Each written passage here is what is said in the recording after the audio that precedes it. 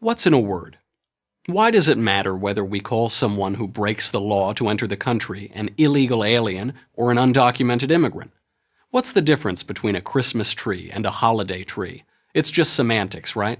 Yes. And no. It is just semantics, but semantics means the meaning of words. Words exist so that we might discriminate one thing from another. Without words, we have chaos. And it starts with the first words.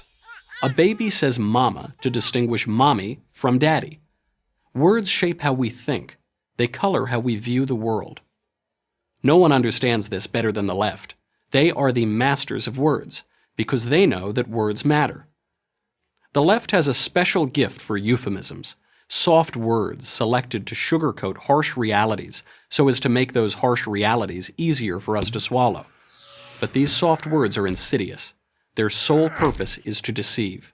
Race discrimination in hiring and college admissions is refashioned as the much nicer sounding affirmative action.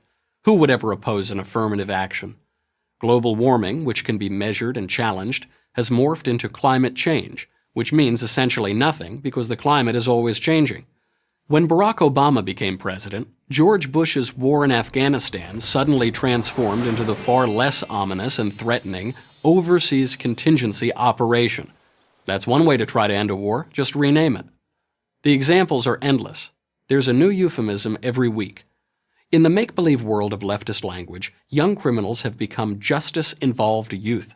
Mandates and taxes are individual shared responsibility payments.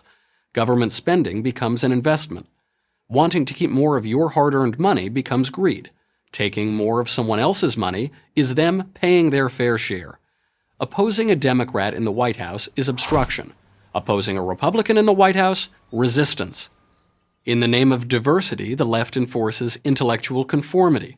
It censors opposing views in the name of tolerance, and it labels all non-left views hate speech. Consider the ongoing battle over pronouns, whether to call a man who thinks he's a woman he or she. Very few people in the country suffer from gender confusion, and we should have compassion for those who do. But the left has invested countless funds, time, and energy to make everyone refer to some men as she and some women as he. Why? Is it because the left is so compassionate? Or is it more likely because so much of the left's cultural agenda is about blurring, even denying, the natural distinctions between men and women? Sometimes it's just an adjective that can change or even negate the entire meaning of the word it describes.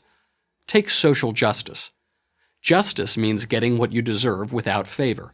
Social justice means getting what you don't deserve because you are favored. Here's one we hear a lot these days. My truth.